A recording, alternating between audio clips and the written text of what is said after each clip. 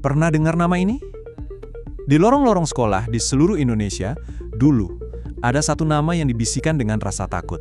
Sebuah legenda urban yang kayaknya menghantui satu generasi penuh. Ya, nama itu Mr. Gepeng. Setiap kisah hantu kan biasanya dimulai dari tempat yang bikin kita merasa, ya rentan. Tempat yang sebenarnya kita datengin tiap hari. Tapi entah kenapa selalu ada perasaan gak enak kalau kita lagi sendirian di sana. Nah, untuk Mr. Gepeng, tempat itu sangat-sangat spesifik. Betul sekali, sebuah toilet sekolah. Mungkin yang gelap, lembab, dan ya agak kotor. Disitulah cerita ini berakar. Coba bayangin, bukan di kuburan angker atau rumah tua yang kosong, tapi di tempat yang begitu dekat dengan kita. Begitu biasa. Justru itu yang bikin legenda ini jadi meresap dan jauh lebih menakutkan, kan? Dan menurut legendanya, toilet itu bukan cuma tempat penampakan biasa. Bukan. Dikatakan kalau itu adalah tempat favoritnya. Gila kan? Coba deh resapi kata-kata itu. Dia nggak cuma sekedar muncul di sana, dia menanti. Di antara bilik-bilik yang lembab dan remang-remang itu, menunggu. Oke, sekarang gimana sih ceritanya sosok ini bisa ada? Mari kita coba telusuri asal-usulnya. Karena ya setiap mimpi buruk pasti punya awal.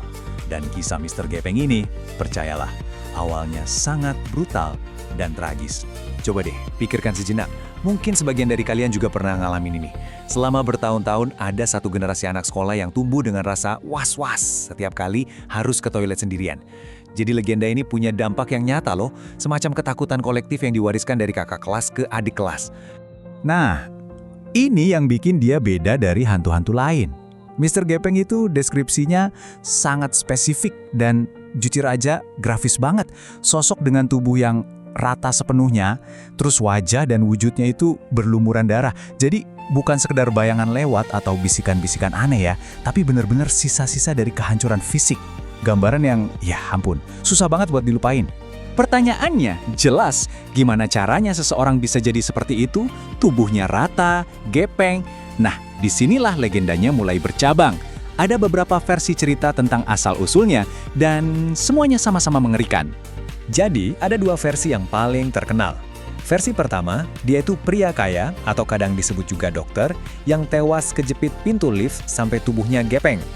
Versi kedua, agak beda. Katanya, dia itu dokter yang tewas kelindas bulldozer. Tapi, perhatiin deh, benang merahnya sama persis kan? Mau itu lift atau bulldozer, intinya satu, kematian karena tekanan yang dahsyat. Sebuah akhir yang brutal yang kemudian melahirkan arwah dengan wujud yang sama hancurnya.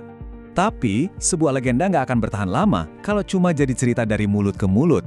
Yang bikin cerita ini jadi abadi adalah ketika orang-orang mulai penasaran dan mencoba untuk berinteraksi dengannya, mencoba memanggilnya keluar dari kegelapan. Nah, kita loncat ke era 90-an. Zaman di mana telepon rumah itu lagi ngetren-ngetrennya.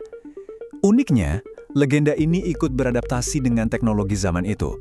Mitosnya berevolusi dan tiba-tiba ada rumor tentang semacam jalur langsung yang modern dan tentu saja mengerikan ke alam baka.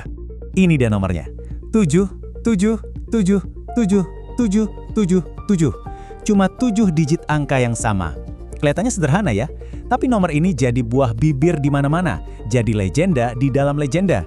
Pertanyaannya, kalau kamu hidup di zaman itu, kamu berani nggak nekat nelfon nomor ini? Dan ini bagian yang paling aneh. Katanya nih ya, kalau kamu berani menelpon nomor itu, besoknya uang dari Mr. Gepeng bakal muncul di toilet. Jadi ceritanya nggak cuma soal teror murni, tapi ada godaannya. Kayak semacam perjanjian aneh. Hadapi rasa takutmu, dan sebagai imbalannya, dapat uang yang muncul entah dari mana di dalam toilet. Aneh banget kan? Oke, itu tadi cara lewat telepon. Tapi, buat mereka yang lebih berani, atau mungkin lebih nekat ya, ada metode lain yang jauh lebih langsung. Bukan lagi lewat perantara. Ini sebuah ritual. Sebuah undangan untuk tatap muka langsung di wilayah kekuasaannya.